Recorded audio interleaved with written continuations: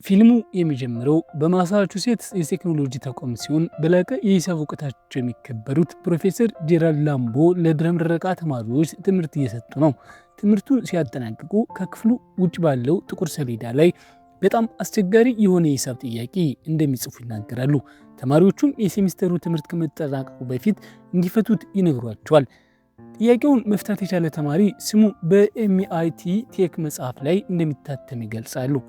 አክለውም ቀደም ሲል ይህንን ፈተና ያለፈ ተማሪዎች የኖቤል ተሸላሚና ፕሮፌሰሮች መሆናቸውን ጠቅሰው ተማሪዎቹን ያሰናብታሉ። ከክፍል ውጭ በርካታ ተማሪዎች ሰሌዳው ላይ ያለውን ጥያቄ ለማየት ቢቆሙም ወዲያውኑ ትተውት ይሄዳሉ። ዊል ሃንቲግ የተባለ የጽዳት ሰራተኛ ግን ጥያቄውን አይቶ ይቆምና በዝምታ በጥልቀት ይመለከተዋል። በዚያው ቀን አመሻሹ ላይ ዊል ከቅርብ ጓደኛው ቻኪ ጋር መጠጥ ቤት ውስጥ ተቀምጧል። ዊል ደክሞኛል፣ ወደ ቤት መሄድ ፈልጋለሁ በማለት ብዙም ሳይቆይ ይወጣል። ነገር ግን ቤት እንደደረሰ በፕሮፌሰር ላምቦ የተጻፈውን የሂሳብ ጥያቄ መስራት ይጀምራል። የስሌቱን ውጤቶች በመታጠቢያ ቤቱ መስታወት ላይ ከጻፈ በኋላ መልሶ ያጠፋቸዋል። በማግስቱ የዩኒቨርሲቲው ኮሪደር ጭር ባለበት ወቅት ዊል ስራውን አቁሞ ወደ ጥቁር ሰሌዳው ይሄድና ጥያቄውን በተረጋጋ ሁኔታ ይፈተዋል።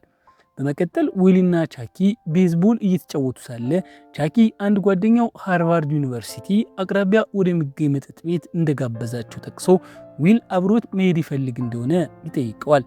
ዊል እዚያ ሄደው ምን እንደሚያደርጉ ሲጠይቀው ቻኪ ጎበዝነን ብሎ የሚከራከሩትን ልጆች እያሾፍንባቸው እንዝናናለን ይለዋል። ዊልም ተስማማ። ከዚያም ቻኪ ዊል ኳሱን ስለሚወረውርበት ፍጥነት ተናዶ የቀልድ ጠብ ይጀምራል። ተመልሰን ወደ ኤምአይቲ ስንሄድ ፕሮፌሰር ላምቦ ከ1972 የክፍል ጓደኞቻቸው ጋር የቀድሞ ተማሪዎች ስብሰባ ላይ ያሉ ጥቂት ተማሪዎች ወደ እሳቸው ይመጣሉ። ፕሮፌሰሩ ዛሬ ቅዳሜ ነው፣ ማታ አብራችሁ መጠጣት ካልፈለጋችሁ በቀር በማለት ሊያሰናብቷቸው ይሞክራሉ። ተማሪዎች ግን መልሱን ለማወቅ እስከ ሰኞ መጠበቅ አልቻልንም ይሏቸዋል። ምን ለማወቅ ሲሏቸው ቴረሙን ማን እንደፈታው ይላሉ። በሁኔታው የተገረሙት ላምቦ ወደ ኮሪደሩ ተከትሏቸው በመሄድ መልሱን ከመረመሩ በኋላ ትክክል መሆኑን ያረጋግጣሉ። ከተማሪዎቹ መካከል የፈታው መኖሩን ቢጠይቁም ሁሉም እንዳልፈቱት ይናገራሉ። በሌላ በኩል ዊል ከቻኪና ከሌሎች ሁለት ጓደኞቻቸው ቢሊና ሞርጋን ጋር ሆነው የህፃናት የቤዝቦል ጨዋታ እያዩ ነው። እዚያ ሳሉ ቻኪ የወደዳት አንዲት ልጅ ይመለከታል። ሆኖም ልጅቷ ከሌላ ወንድ ጋር ነበረች።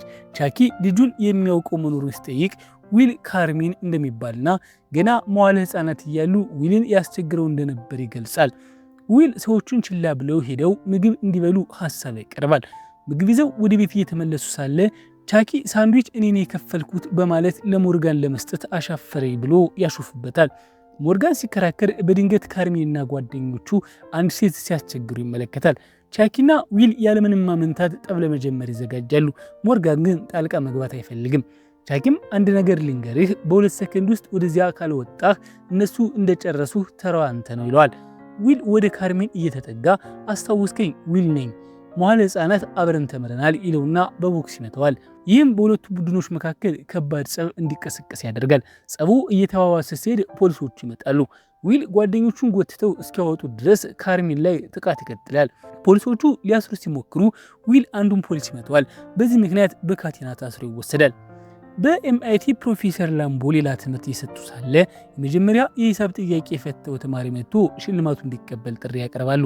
ማንም እንደማይመጣ ሲረዱ ላምቦ እሱና የሥራ ባልደረቦቹ ለመፍታት 2 ዓመት የፈጀባቸውን እጅግ ውስብስብ ሁለተኛ ጥያቄ ሰሌዳው ላይ መለጠፋቸውን ይናገራሉ።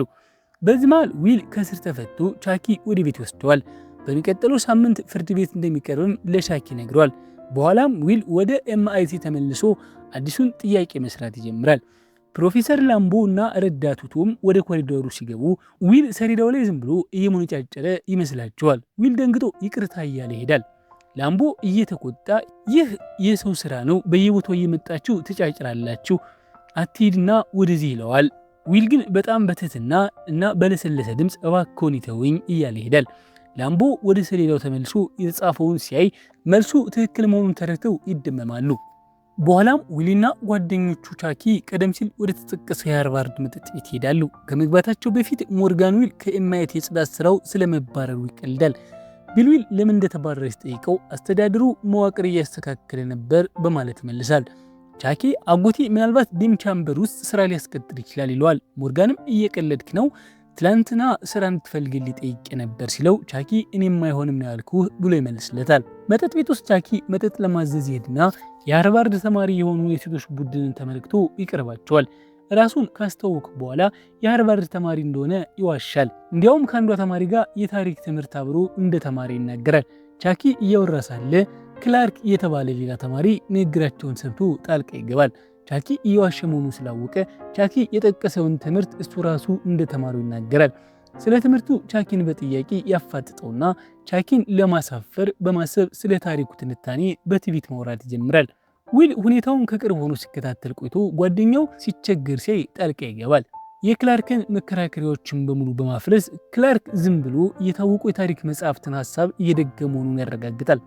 የመጀመሪያው ዓመት የድህረ ምረቃ ተማሪ ነህ። አሁን ያነበብከው የታሪክ መጽሐፍ በሚቀጥለው ወር ሌላ እስከታነብ ድረስ እዚህ መጥተህ የሰውን ሐሳብ እያስታወስክ ነው። የራስ ሐሳብ የለም። ለመሆኑ ሙሉውን ስራ ልትሰርቅ አስበህ ነው? ሴቶችን ለማስደመም የሰውን ጽሑፍ የራስህ አስመስለህ በማቅረብ ጓደኛን ታሳፍራለህ ሲለው ክላርክ የሚናገረው ያጣል። ዊል ንግግሩን ይቀጥላል። ከ50 ዓመት በኋላ በራስ ማሰብ ስትጀምር አንድ ነገር ይገባል። በዚህ ቤተ መጻሕፍት ውስጥ በ150 ሳንቲም ቅጣት ልታገኝ ለምትችለው እውቀት $150,000 አፍስሰበታል ሲለው ክላርክም አዎ ግን እኔ ዲግሪ ይኖረኛል፣ አንተ ደግሞ ለልጆች ምግብ የምታቀርብ ትሆናለህ ይለዋል። ዊል ግን ሊሆን ይችላል፣ ቢያንስ ግን እኔ እንዳንተ ኮራጅ አልሆንም ብሎ ይመልስለታል። ዊል ለክላርክ ውጭ ወተን እንደ ወንድ እንጨርሰው ቢለውም ክላርክ ፈርቶ ይሄዳል። ይህንን ሁሉ ስትመለከት የነበረችው ስካይለር በጣም ትገረማለች። ከጥቂት ቆይታ በኋላ ወደ ዊል ቀርባ ሊያናግራት ባለመምጣቱ ሞኝነ በማለት በቀል ትወቅሰዋለች። መጥተህ እስክታናግረኝ 45 ደቂቃ ሙሉ ጠበቅኩህ፣ አሁን ግን ደክሞኛል፣ ወደ ቤት መሄድ አለብኝ ትለዋለች። ስልኳን ሰጥተው ቡና አብረው እንዲጠጡ ሀሳብ ታቀርባለች። ዊልም ይስማማል። ከመጠጥ ቤቱ ሲወጡ ክላርክን እንደገና ይውታል። ዊል የስካይለርን ስልክ ቁጥር ያሳየው የልጅቷን ቁጥር አገኘሁ በማለት ያሾፍበታል። ከዚያም ሁሉም ወደ ቤታቸው ይሄዳሉ። በማግስቱ ፕሮፌሰር ላምቦና ረዳታቸው በኤምአይቲ የዊልን የበላይ ጠባቂ ያነጋግራሉ። እዚህ የሚሰራው ተማሪ ስም ፈልጌ ነበር ሲል የበላይ ጠባቂው እኔ ጋር የሚሰራ ተማሪ የለም ይላቸዋል። ዊል ተማሪ ያለመሆኑንና በዚያ ቀን ወደ ስራ እንዳልመጣ ይገልጽላቸዋል። ዊል ስራውን ያገኘው በአምክሮ ጊዜ ተቆጣጣሪው አማካኝነት መሆኑን ተናግሮ የሰውን ስልክ ቁጥር ለላምቦ ይሰጣቸዋል። በዚህ መሃል ዊል ፖሊስ በመምታቱ ወንጀል ተከሶ ፍርድ ቤት ይቀርባል። ራሱን በራሱ በልበ ሙሉነት ይከላከላል። ፕሮፌሰር ላምቦም ችሎቱ ላይ ተገኝተው ሁኔታውን ይከታተላሉ። ዊል የህግ ጥቅሶችን እየጠቀሰ ክቡር ፍርድ ቤት ሄነሪ ዋርድ ቢቸር በ1887 እንደተናገረው ብሎ ሲጀምር አቃቢ ሊያስቆሙ ሞከረ። ዊል ግን በዩናይትድ ስቴትስ ህገ መንግስት መሰረት ራሴን የመከላከል መብት ተሰጥቶኛል፣ ይህም ነፃነቴን ያረጋግጥልኛል። ነፃነት ማለት ደግሞ የምተነፍስበት መብት ነው። ሰው መተንፈስ ካልቻለ ህጎቹ በጣም ጠንክረዋል ማለት ነው። ያለ ነፃነት ሰው ሲንኮ ነው ይላል። ዳኛው ግራ በመጋባት ሰው ምንድን ነው ሲሉት ዊል ኢቢዲ ክቡር ፍርድ ቤት ብሎ ይመልሳል። ዊል የቆዩ የህግ ቅድመ ሁኔታዎችንና የህገ መንግስታዊ ድንጋጌዎችን በመጥቀስ ክሱ እንዲቋረጥ ይመክራል። ሆኖም ዳኛው ዊል ከዚህ ቀደም የነበረበትን የድብደባ ስርቆቶች፣ በሌላ ሰው ስም የመነገድና ሌሎቹ ትናንሽ ወንጀሎችን ዝርዝር ያወጡታል። ብዙዎቹ ክሶች ዊል ራሱን በራስ በብቃት መከላከል ምክንያት ተቋርጠውለት ነበር። በዚህ ጊዜ ግን ዳኛው ክሱን ውድቅ ለማድረግ ፈቃደኛ ሳይሆኑ ይቀሩና ዊል በእስራት ቀጠው የዋስትና ዋጋ $50,000 ያደርጉታል። ዊል ወደ እስር ቤት ይመለሳል። እዛ ሆኖ ለስካይለር ስልክ በመደወል በመጠጥ ቤቱ ያገኘችው ልጅ መሆኑን ይነግራታል። ቶሎ ስላልደወለላት ይቅርታ ጠይቆ አሁንም አብረው መውጣት እንደሚፈልጉ ይገልጽላታል። በንግግራቸው መሃል የህግ ተማሪ ነሽ ብሎ ይጠይቃታል። ቆይቶም ዊል ፕሮፌሰር ላምቦን ለማግኘት እስር ቤት ውስጥ ወደሚገኝ የግል ክፍል ይወሰዳል። ላምቦ ራሳቸውን ካስተዋወቁ በኋላ ዊልን በቁጥጥራቸው ስር እንዲፈታ ከዳኛው መስማማታቸው ይነግሩታል። ሆኖም ስምምነቱ ሁለት ቅድመ ሁኔታዎች አሉት። አንደኛው ዊል በየሳምንቱ ከላምቦ ጋር በመገናኘት ከፍተኛ የሂሳብ ትምህርቶችን ማጥናት አለበት። ሁለተኛው ደግሞ ዘወትር ቴራፒ መከታተል ይኖርበታል። እነዚህ ካላከበረ ወደ እስር ቤት ይመለሳል። ዊል በሐሳቡ ይስማማል። በምክሩ ግን አሻፈረኝ ይላል። ሐሳቡን እሰራለሁ ግን ከምንም አይነት የስነ ልቦና ባለሙያ ጋር አልገናኝም ይላል። ላምቦ ግን እስር ቤት ከመቆየት ይሻላል አይደል በማለት ያሳምኑታል። ብዙም ሳይቆይ ዊልና ፕሮፌሰር ላምቦ አብረው መስራት ይጀምራሉ። ውስብስብ የሆኑ ተርሞችንና የሂሳብ ጥያቄዎችን ይፈታሉ። ከመጀመሪያው የስነ ልቦና ቴራፒ ክፍለ ጊዜ በፊት ባለው ምሽት ዊል ቴራፒ የሚሰጠውን የሳይኮሎጂስት መጽሐፍ ያነባል። በማግስቱ ክፍለ ጊዜው ላይ ሂደቱን እንደ ቀልድ በመቁጠር ሳይኮሎጂስቱ ማሾፍና መጽሐፉን ማጣጣል ይጀምራል። ዊል ማጣጣሉን ሲቀጥል ሳይኮሎጂስቱ በሁኔታው ተበሳጭቶ ክፍሉን ጥሎ ይወጣል። ለላምቦም ከዊል ጋር እንደማይሰራ ይነግራቸዋል። በሚቀጥለው ቀን ላምቦ ሌላ የስነ ልቦና ባለሙያ ያመጣሉ። ይሄኛው ባለሙያ ዊልን ለማከም ይሞክራል። ዊል አሁንም በድጋሚ ነገሩን በቁም ነገር ለመውሰድ ፈቃደኛ አልሆነም። ሳይኮሎጂስቱ በንዴት እስኪወጣ ድረስ እያሾፈ ስራውን ያደናቅፋል። ላምቦ ሲቆጡት ዊል እሱ እኮ ነው ጥሎ የሄደው፣ በእኔ ማሳበብ አይችልም ይላል። ላምቦም በጣም ተበሳጭተው ከእነዚህ ሰዎች ጋር ተባበር ብዬ ነበር ይሉታል። እሱ ግን መቀለዱን ሲቀጥል ላምቦ ያስወጡታል። ዊል ከሄደ በኋላ የላምቦ ረዳት ቶም ቀጥሎ ምን ለማድረግ እንዳሰቡ ይጠይቃቸዋል። ላምቦ ዊልን ሊቋቋሙ ይችላል ብለው የሚያምኑትን አንድ የመጨረሻ ባለሙያ እንዳለ ይገልጻሉ። እሱም የቀድሞ የኮሌጅ ጓደኛቸው ነው። ታሪኩ አሁን ወደ ሻን ማጉዌር ይወስደናል። ሻን የላምቦ የድሮ ጓደኛ ሲሆን አሁን በአንድ የማህበረሰብ ኮሌጅ ለተማሪዎች የሳይኮሎጂ ትምህርት ይሰጣል። በትምህርቱ ወቅት ሻን በቴራፒ ጊዜ የእምነት አስፈላጊነት ያስረዳል። ላምቦ በድንገት ወደ ክፍሉ ሲገባ ሻን ትምህርቱን አቁሞ ላምቦን ለተማሪዎች ያስተዋውቃል። ክቡራትና ክቡራን፣ ዛሬ ትልቅ ሰው በመካከላችን ተገኝቷል። ፕሮፌሰር ጄራልድ ላምቦ በሂሳብ ዘርፍ የፊልድስ ሜዳሊያ ተሸላሚ ናቸው ሲል ላምቦም ሰላም ይላል። ሻን ቀጥሎ የፊልድስ ሜዳሊያ ምን እንደሆነ የሚያውቃለ በጣም ትልቅ ሽልማት ነው፣ ለሂሳብ ዘርፍ እንደ ኖቤል ሽልማት ይቆጠራል ይላቸዋል። ተማሪዎቹ ካሰናበቱት በኋላ ሁለቱ ሰዎች ለመነጋገር ወደ ምግብ ቤት ሄዳሉ። ላምቦ ሻንን ለምን የቀድሞ ተማሪዎች ስብሰባ ላይ እንዳልተገኙ ይጠይቁታል። ሻንም ስራ በዝቶበት እንደነበር ይመልሳል። በመቀጠል ላምቦ ስለ ዊል ጉዳይ የሻን እርዳታ እንደሚያስፈልጋቸው ይገልጻሉ። ዊል ጋር ሊደርስ የሚችለው ብቸኛው ሰው ሻን መሆኑን አጥብቆ ይናገራሉ። ሻን በነገሩ ተጠራጥሮ ዊል ምን ልዩ ያደርገዋል ብሎ ይጠይቃል። ላምቦ ዊልን ከራማኑጃን ጋር ያነጻጽሩታል። እሱም ከክፍለ ዘመን በፊት የነበረ ምንም አይነት ትምህርት ሳይኖረው በራሱ ጥረት ዓለምን ያስደነቁ የሂሳብ ግኝቶችን ያበረከተ ህንዳዊ ነው።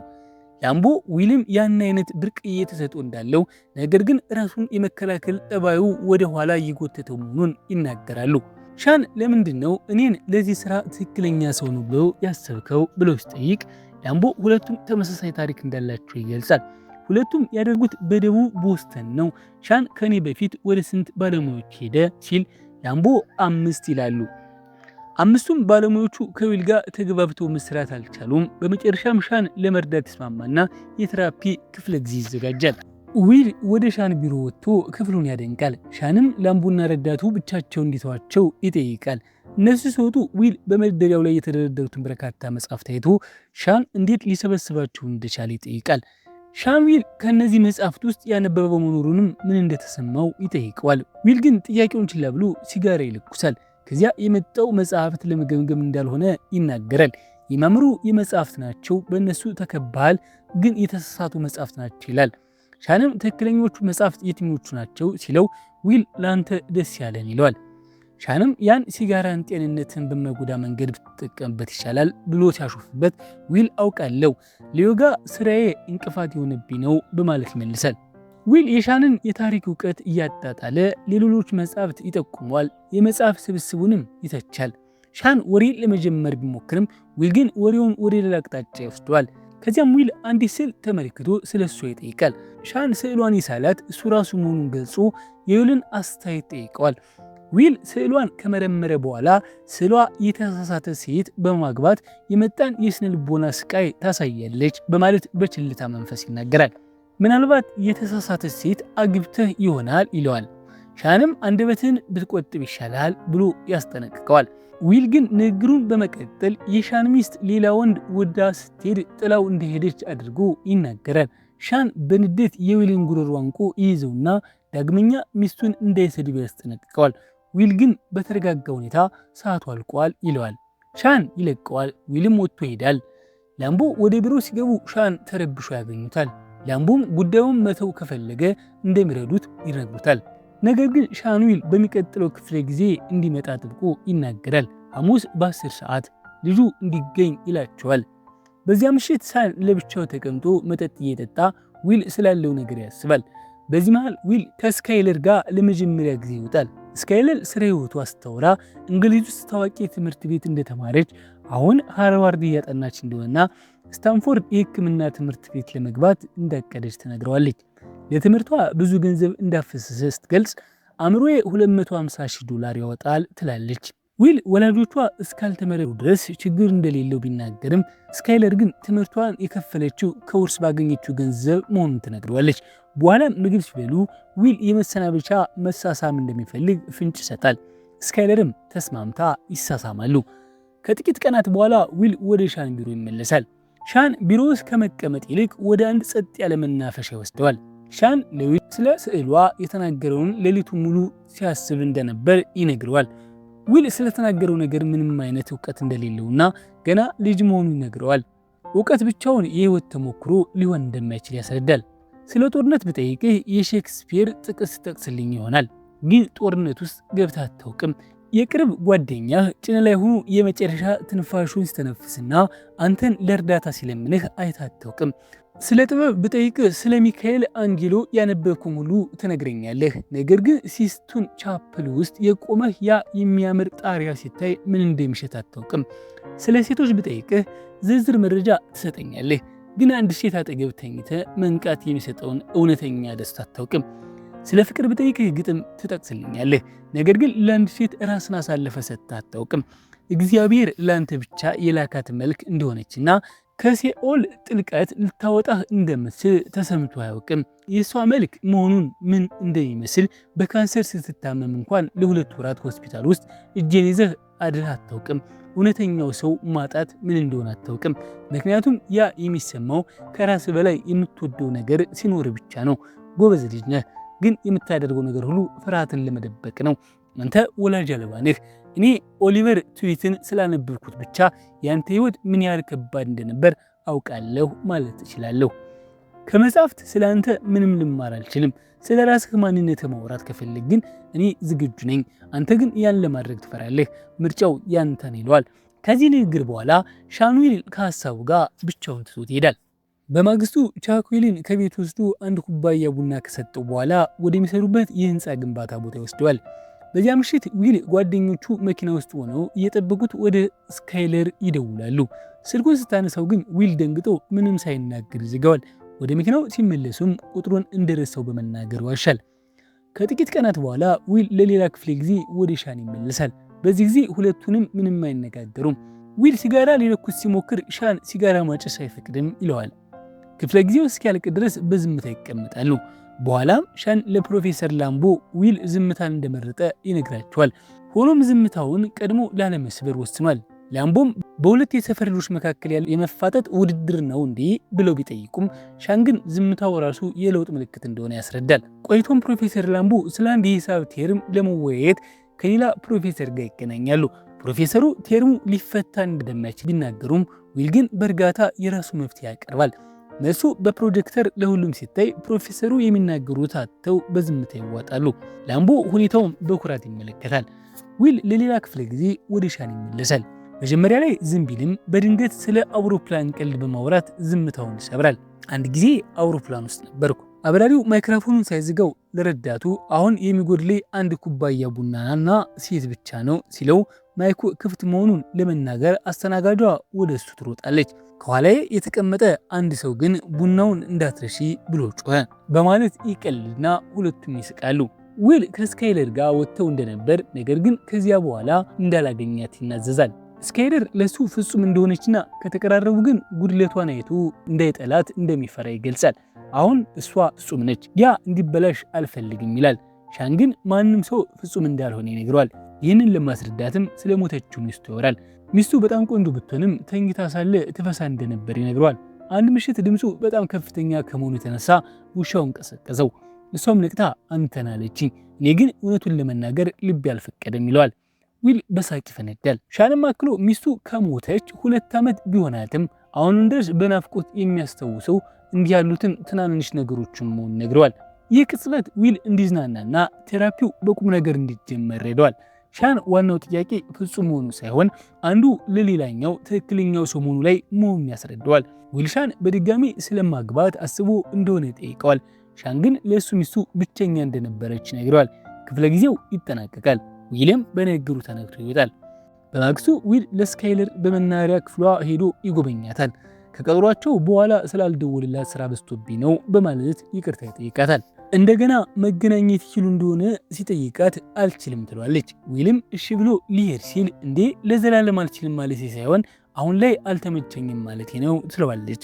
በጣም አስቸጋሪ የሆነ የኦርጋኒክ ኬሚስትሪ ጥያቄ እየሰራ ስለነበር ዊል በማግስቱ እንዲገናኙ ሀሳብ ያቀርባል። እሷም ተስማማለች። ሆኖም ዊል እስከ ነገ መጠበቅ ስለማይችል ጸጥ ያለ ቦታ ሄዶ በሶፍት ላይ መልሱን ይጽፈዋል። ዊል በጣም ፈጣን የሆነ የንባብ ክህሎት ስላለው ጥያቄውን በሰከንድ ውስጥ አይቶ በቃሉ ይይዘዋል። ወደ ስካይለር ክፍል ተመልሶ መልሱን ይሰጣታል። እሷም በመልሱ ተደንቃ እንዴት ሊሰራው እንደቻለ ስትጠይቀው ዊል በሳቅና በቀልድ ያልፈዋል። ስራዋን ስለጨረሰች ዊል አሁኑ እንዲወጡ ይጠይቃታል። እሷም ጥቂት አቅማምታ ትስማማለች።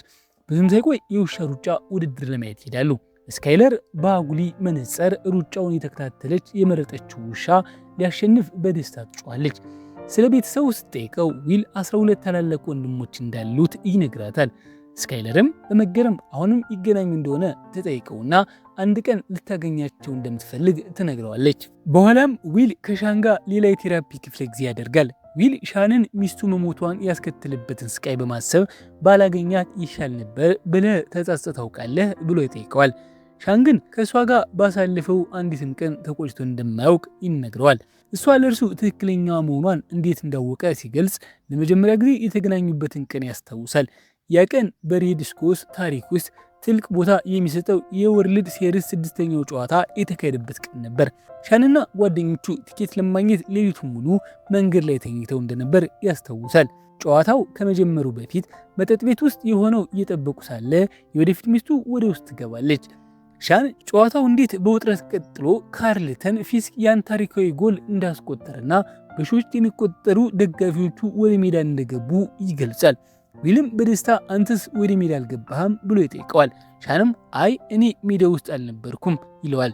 ዊል በመገረም ምን ያን ታሪካዊ ጨዋታ ትኬት ኖሮ እንዴት ቀረ ሲለው ሻን ከወደፊት ሚስቴ ጋር መጠጥ ቤት ቁጭ ብዬ ስለነበር ነው ይለዋል። ዊል ለማያውቃት ሴት ብሎ ያን የመሰለ ታሪካዊ አጋጣሚ ማሳለፉ ይገረማል።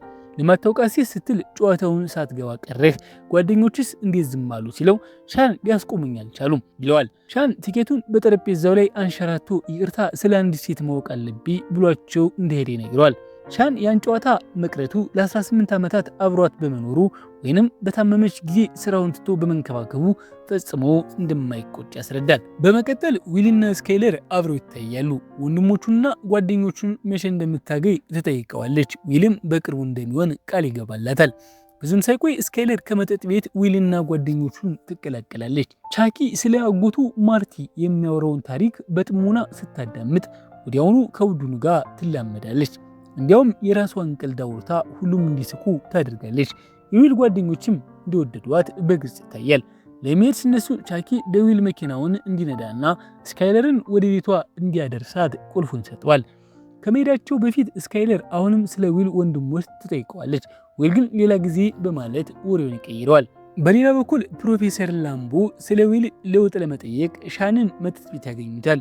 ላምቦ ዊል ስለ ወደፊት እቅዱ መናገር መጀመሩን ይጠይቁታል።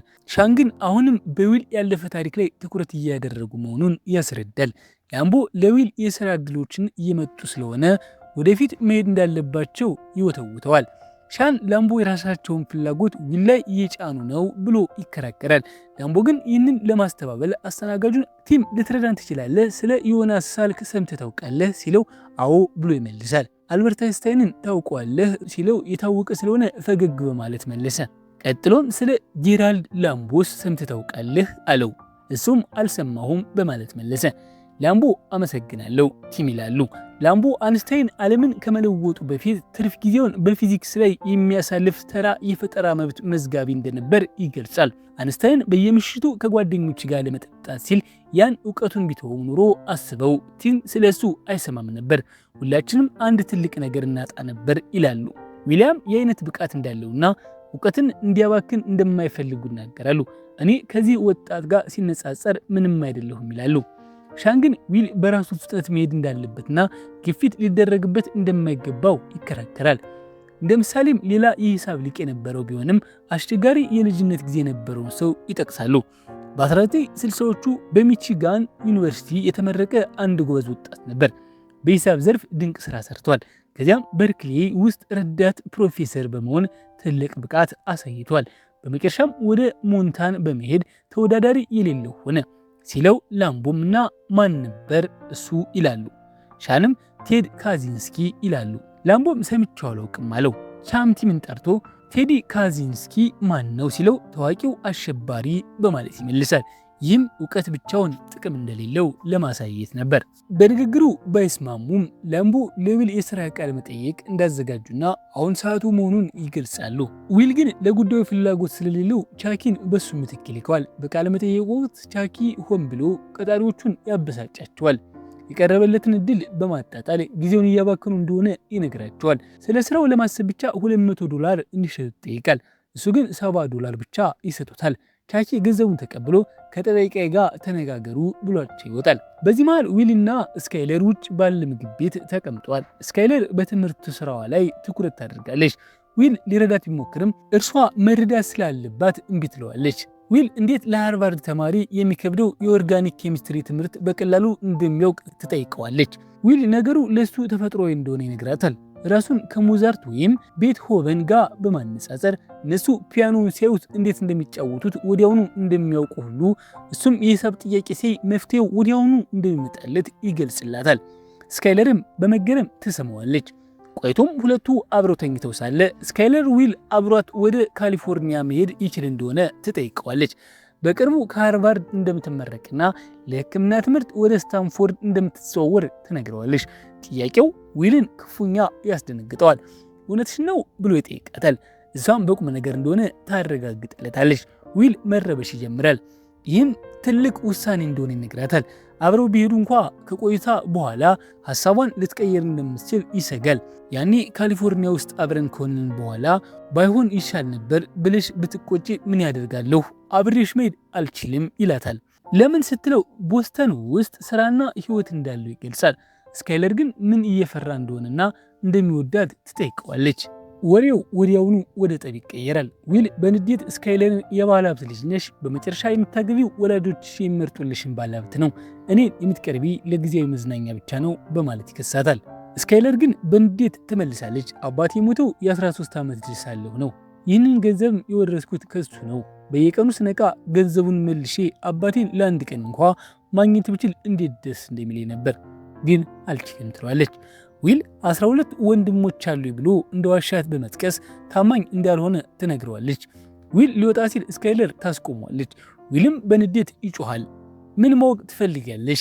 12 ወንድሞች እንደሌሉኝ፣ ወላጅ የሌለ ብቸኛ መሆኔን፣ ገና ልጅ ሳለሁ በሲጋራ እሳት እንደተቃጠልኩ፣ ወይስ አሳዳጊ አባቴ በቢላዋ እንደወጋኝ? እነዚህን መስማት አትፈልጊም ይላታል። ስካይለር እያለቀሰች እንደምትወደውና ከጎኑ መሆን እንደምትፈልግ ትነግረዋለች። እንደማትወደኝ ንገረኝ፣ ያኔ ከህይወትህ እጠፋለሁ ትሏለች። ዊልም አይኗን እያየ አልወፍትሽም ብሏት ይወጣል። በማግስቱ ዊል ከፕሮፌሰር ላምቦ ጋር ይገናኛል። ላምቦ ዊል የሰራውን የሂሳብ ቴርም እየገመገመ ጥያቄ ሲያነሱ ዊል ትክክል ነው፣ ወደ ቤትህ ይዘው ሂድ በማለት በንቀት ይናገራል። ላምቦ ስለ ስራ ቃለ መጠየቁ ሲጠይቁት ዊል ከስካይለር ጋር ቀጠሮ ስለነበረው ቻኪን እንደላከው ይነግራቸዋል። ላምቦ በጣም ተበሳጭተው የዊል ባህሪ በእርሳቸው ላይ መጥፎ ስም እያመጣ እንደሆነ ይገልጻሉ። ዊል ግን በቃይ ብሎ ይጮሃል። ይህ ለኔ ምን ያህል ቀላል እንደሆነ ታውቃለህ፣ ለአንተ ግን ከባድ ነው፣ አንተ ስትቸገር ማየት ሰልችቶኛል በማለት የሰራውን የሂሳብ ተርም በቁጣ ያቃጥለዋል። ላምቦ እሳቱን ለማጥፋት ቢሞክርም ብዙም ስራ ያቃጥላል። ላምቦ በሐዘንና በንዴት አዎ ዊል ልክ ነህ፣ እኔ ይህን መስራት አልችልም፣ አንተ ግን ትችላለህ። በዓለም ላይ በእኔና በአንተ መካከል ያለው ልዩነት የሚያውቁ ጥቂቶቹ ሰዎች ናቸው፣ አንዱ ግን እኔ ነኝ። ባላገኘውህ እመኝ ነበር፣ ምክንያቱም ያኔ እንዳንተ ያለ ድንቅ ሰው በከንቱ ሲባክን እያየሁ እንቅልፍ አላጣም ነበር ይላሉ። ከጥቂት ቀናት በኋላ ዊል ከብሔራዊ ደህንነት ኤጀንሲ ጋር ለስራ ቃለመጠይቅ ይቀርባል። ቃለመጠይቁን የሚያደርገው ሰው የኤጀንሲውን ስፋት በመናገር ዊል እዚህ መስራት ለምን እንደማይፈልግ ይጠይቀዋል። ዊል ለጥቂት ጊዜ ካሰበው በኋላ አንድ መላምታዊ ሁኔታ በመግለጽ ይመልሳል።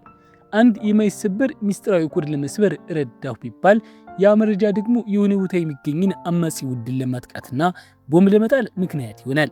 ንጹሃን ዜጎች ይሞታሉ። አሜሪካ ደግሞ የራሷን ጥቅም የሚያስጠብቅ ሌላ መንግስት መሰረታለች ካለ በኋላ በፖለቲካዊ ፍላጎትም ስም የሰዎችን ህይወት ለማጥፋት ተጠያቂ መሆን እንደማይፈልግ ይናገራል። ቀጥሎም አማራጮችን ክፍት አድርጋለሁ በማለት ቃለ መጠይቁ ያበቃል። ታሪኩ ወደ ዊልና ሻን የቴራፒ ክፍለ ጊዜ ይመለሳል። ሻን ዊል የነፍስ አጋር እንዳለው ይጠይቀዋል። ዊል ቻኪ ነው ቢልም ሻን ግን ቻኪ እንደ ቤተሰብ መሆኑን ያስረዳል። የነፍስ አጋር ማለት ነፍስን የሚከፍትልህ ሰው ነው ይለዋል። ዊል ታዋቂ ፈላስፎችን ቢጠቅስም ሻን እነሱ መሞታቸውና እውነተኛ የነፍስ አጋር ደግሞ በሕይወት ያለ ሰው መሆን እንዳለበት ያስታውሰዋል። ሻን ለዊል የሰጠው ድል ለብዙዎች የማይሰጥ መሆኑና ብዙ ወላጆች ለልጆቻቸው እንዲህ ያለ ድል እንዲያገኙ ሲሉ ዝቅተኛ ክፍያ የሚያስገኙ ስራዎችን እንደሚሰሩ ነግረዋል። ዊል በእንደነዚህ አይነት ስራዎች ውስጥ ክብር እንዳለ ይከራከራል። ሻን ግን ዊል ታዋቂ የዩኒቨርሲቲ ውስጥ የጽዳት ሰራተኛ የሆነውን ለክብር ሳይሆን ማንም ሊፈታቸው የማይችላቸውን ጥያቄዎች በድብቅ ለመፍታት መሆኑን ይነግረዋል። በህይወትህ ምን ማድረግ ነው የምትፈልገው ብሎ ሲጠይቀው ዊል እረኛ መሆን እፈልጋለሁ በማለት ያሾፍበታል። ዊል እውነቱን ለመናገር ፈቃደኛ ባለመሆኑ ሻን እንዲወጣ ይነግረዋል። አይ ሰዓቱ ገና አልሞላም ይላል ዊል በድንጋጤ። ዊል በንዴት ሻን ሚስቱን ካጣ በኋላ ተስፋ ቆርጦ ዝቅተኛ ህይወት እየመራ ነው ብሎ ይከሰዋል። ሻን ግን በድጋሚ ምን ማድረግ እንደሚፈልግ ይጠይቀዋል። ዊል መመለስ ሲያቅተው ሻን እንዲወጣ ያዘዋል። ዊልም ወጥቶ ይሄዳል። በኋላም ዊል ስካይለር ሳትሄድ በፊት ደውሎ ያናግራታል። ስለ ስራ ቃለ መጠይቆቹ ይነግራታል። ስካይለር እወድሃለሁ ዊል ትለዋለች። ዊል ግን ደህና ሁኚ ብሎ ስልኩን ይዘጋዋል። ስካይለር በጣም ታዝናለች። ብዙም ሳይቆይ ስካይለር ወደ ካሊፎርኒያ ተበራለች። ዊል ደግሞ ቦስተን ውስጥ ወደ ግንባታ ስራ ይመለሳል። በግንባታ ስራው የረፍት ጊዜ ቻኪ ስለ ስካይለር ይጠይቀዋል። ዊል ወደ ካሊፎርኒያ መሄዷን ይነግረዋል። ቻኪም ከዊል ጋር ልብ የሚነካ ንግግር ያደርጋል። ስለ ቴራፒውና ላምቦ ስላዘጋጅለት የስራ ዕድሎች ይጠይቀዋል። ዊል ህይወቱን እንደ ላቦራቶሪ ሙከራ ማሳለፉ ወይም ለ50 ዓመት ቢሮ ውስጥ መቀመጥ እንደማይፈልግ ይገልጻል። ቦስተን ውስጥ በግንባታ ስራ እየሰራ ከቻኪ አጠገብ እየኖረ ቤተሰብ መስርቶ መኖር እንደሚያበቃ ይነግረዋል። ቻኪ ግን በመጨረሻ እውነቱን ይነግረዋል። ዊል ተሰጥኦውን በከንቱ በማባከኑ ራስ ወዳድና ሞኝ እንደሆነ ይነግረዋል። ከ20 ዓመት በኋላ አሁንም እዚህ የኖርክና ይህንኑ ስራ እየሰራ ካገኘውህ እገድልሃለሁ ይለዋል። ዊል ትልቅ የሎተሪ ዕድል በእጁ ላይ እንዳለና በሰፈሩ ያለ ማንኛውም ሰው ያን ዕድል ለማግኘት ማንኛውም ነገር እንደሚያደርግ ይነግረዋል። እኔ ያንተ አይነት ዕድል ቢኖረኝ ማንኛውም ነገር አደርግ ነበር ይለዋል። ቻኪ ሁልጊዜ ጠዋት ዊልን ሊወስድኝ ሲመጣ አንድ ቀን ዊልን እቤት ባያገኘው እንደሚመኝ ይናገራል። አንድ ቀን ደጃፍ ላይ መጥቼ ሳንኳኳ እቤት እንደማትኖር ተስፋ አደርጋለሁ። ያለ ስንብት ያለምንም ወሬ ዝም ብለህ ሄደህ ብትገኝ ደስ ይለኛል። ያኔ ከዚህ ህይወት ወጥተህ ወደ ተሻለና ወደሚመጥን ህይወት መሄድህን እረዳለሁ ይሏል። ዊል እያንዳንዱን ቃል በጥሞና ያዳምጣል። ወደ ሻን ቢሮ ስንመለስ ፕሮፌሰር ላምቦ ቢመጡም ሻንም ሆነ ዊል እዚያ የሉም። ላምቦ ለሻን ደውለው ፒል ቴራፒውን ካቆመ ሪፖርት እንደሚያደርጉ ያስጠነቅቁታል። ቢሮ ተቀምጬ ያለው ልጁ ግን የለም። 1 ሰዓት ከ10 ደቂቃ ዘግይቷል። ካልመጣና እኔ ሪፖርት ካደረግኩ ወደ እስር ቤት ይመለሳል። ያኔ ህሊናዬ አይወቅሰኝም ይላሉ። ከጥቂት ቆይታ በኋላ ሻን ቢሮ ይደርሳል። እዚያም ከፕሮፌሰር ላምቦ ጋር ከባድ ጭቅጭቅ ውስጥ ይገባል። ላምቦ ሻንን የዊልን ፍርሃት እያበረታታህ ወደኋላ እንዲቀር ያደረግከው ነው ብሎ ይከሱታል። ሻን ግን ዊል ሰዎችን የሚያገለው ካለፈው የልጅነት ጠባሳውና ሁሉም ሰው ጥሎኝ ይሄዳል ከሚል ፍርሃት የተነሳ መሆኑን ያስረዳል። ሰዎቹ ጥለውት ከመሄዳቸው በፊት እሱ ቀድሞ ያባራቸዋል። ይህ ራሱን የሚከራከርበት ዘዴ ነው ይላል። ላምቦ ግን ዊል ወደፊት ለመራመድ የሚያስችል ጥንካሬ እንዳለውና ሻን የራሱ ያለፈ ታሪክ በውሳኔው ላይ ተጽዕኖ እንዲያሳድርበት እያደረገ ነው ብለው ይከራከራሉ። ይህን አታድርግ፣ መተው ወይም መውደቅ ችግር የለውም የሚል ሀሳብ አትከተትበት፣ ምክንያቱም መውደቅ ችግር አለው። ሻን በስኬታማነቴ አንተ ልትሆን የምትችለው ሆኜ በመገኘቴ በእኔ የምትናደድ ከሆነ ሲሉ ሻን አቋርጦ በአንተ አልናደድም ይላቸዋል። ላምቦ ግን አይ በእኔ ትናደዳለህ፣ ትቀናብኛለህም፣ ነገር ግን ስላገኘው ስኬት ይቅርታ አልጠይቅህም ይሉታል። እነሱ ሳያውቁ ዊል መጥቶ ጭቅጭቃቸውን ይሰማል። ላምቦ ንግግሩን ይቀጥላል። አንተ ልታደርገው ትችል የነበረውን እኔ በማድረጌ በእኔ ትናደዳለህ፣ ግን ራስን ጠይቅ ሻን።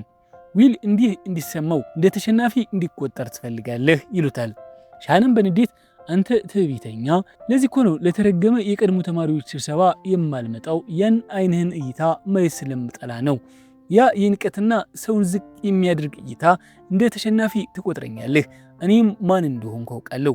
በምሰራው ስራ እኮራለሁ። ይህ በራሴ ምርጫ የመረጥኩት ህይወት እንጂ አልተሳሳትኩም። ገና የሂሳብ አምላክ ከመሆኑ በፊት ፊትህ በቡግር ተወሮ ናፍቆት አሰቃይቶህ የትኛውም አልጋ ጎን ላይ መሽናት እንዳለብህ እንኳ የማታውቅ የነበርክበትን ጊዜ አውቃለሁ ይላቸዋል።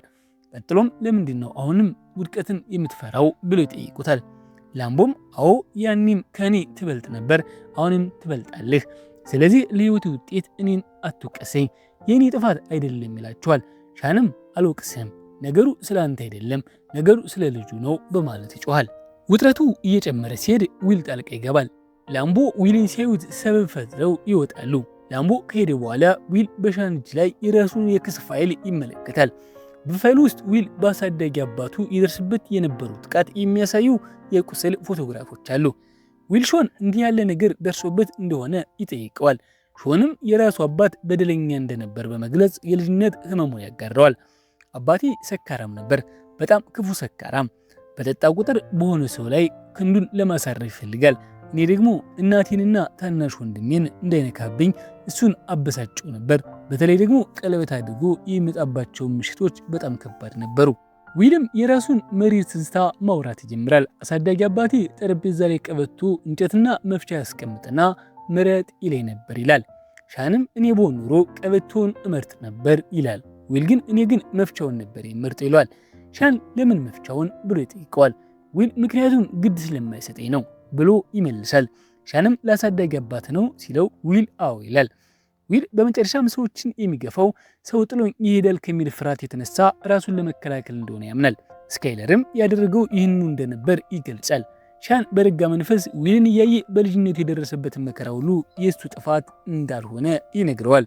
ይህንን ታያለህ፣ ይህ አንተ ጥፋት አይደለም ይለዋል። ዊል አውቃለሁ ብሎ በችልታ ያልፈዋል። ሻን ግን ልጄ ተመልከተኝ፣ ያንተ ጥፋት አይደለም ይለዋል። ዊል አሁንም አውቃለሁ ቢልም ሾን ግን ደጋግሞ አይ ያንተ ጥፋት አይደለም፣ ያንተ ጥፋት አይደለም፣ ያንተ ጥፋት አይደለም ይለዋል። ዊል መጀመሪያ ላይ ተረብሾ አትቀልድብኝ ሻን፣ አንተ እንኳ እንዲህ አታድርግ እያለ በንዴት ሊገፋው ቢሞክርም ሻን ግን ያንተ ጥፋት አይደለም የሚለውን ቃል ደጋግሞ ይነግረዋል። በመጨረሻም ንግግሩ የዊልን ልብ ይከፍተዋል። ዊል በሻን እቅፍ ውስጥ ወድቆ ለዓመታት አፍኖት የነበረውን ስቃይና እንባ በከፍተኛ ሁኔታ ያፈሳል። በዚያ ምሽት ዊል በክፍል ውስጥ ለብቻው ሆኖ ስለተፈጠረው ነገር ሁሉ በጥልቀት ያስባል። በማግስቱ ፕሮፌሰር ላምቦ ካዘጋጁለት ኩባንያዎች ወደ አንዱ በመሄድ ለስራው ዝግጁ መሆኑን ነግራቸዋል። ዊል ለመጨረሻው የቴራፒ ክፍለ ጊዜ ወደ ሻን ዘንድ ይመጣል። በማክኒል የቀረበለትን ስራ መቀበሉን ነግረዋል። ሻንም ይህንን በእውነት የምትፈልገው ነገር ነው ብሎ ከጠየቀው በኋላ የእንኳን ደስ አለ መልእክቱን ያስተላልፋል። ሆኖም ዊል የራሱን መንገድ ከመምረጥ ይልቅ ፕሮፌሰር ላምቦ የፈለጉትን ህይወት መምረጡ ሻን ጥቂት ቅር የተሰኘ ይመስላል። ልጄ በልብህ ያለውን ነገር እስካደረክ ድረስ ሰላም ትሆናለህ ይለዋል።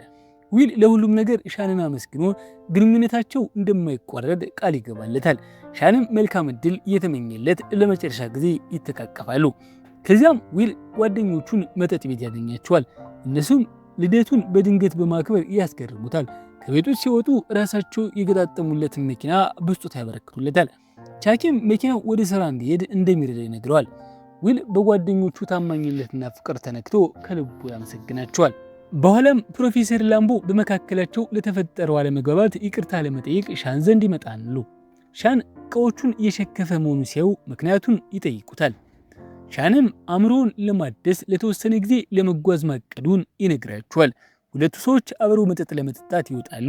ዊል ደብዳቤ ጽፎ ወደ ሻን ቤት ይሄዳል። በዝምታ ደብዳቤውን በፖስታ ሳጥን ውስጥ ካስገባ በኋላ ይሄዳል። ሻን ሻንጣውን አዘጋጅቶ ሲጨርስ ዊል በመኪና ሲሄድ ይመለከታል። ወደ ታች ወርዶ ደብዳቤውን ሲያነበው ፕሮፌሰር ስለ ስራው ከደወሉ ይቅርታ፣ ስለ አንድ ሴት ማወቅ ነበረብኝ ብሏል ብለህ ንገራቸው ይላል። ሻንም በፈገግታ ይሄ ባለጌ የኔን ንግግር ሰረቀኝ ይላል። በተመሳሳይ ሰዓት ቻኪና ሌሎቹ ዊልን ለመውሰድ ወደ ቤት ይሄዳሉ። ቻኪ ደጋግሞ ቢያንኳኳም መልስ የለም። በመስኮት ሲመለከት ዊል እቤት እንደሌለና መሄዱን ይረዳል። በዚህም ፈገግ ይላል። ወደ መኪናው ተመልሶ ለጓደኞቹ እቤት የለም ይላቸዋል። ምንም ተጨማሪ ቃል ሳይተነፈሱ ይነዳሉ። ፊልሙ ዊል በመጨረሻም ራሱ ወደ መረጠው የወደፊት ህይወቱ ወደ ካሊፎርኒያ እየነዳ ሲሄድ ያበቃል። መልካም ጊዜ። ስለተከታተሉን እናመሰግናለን።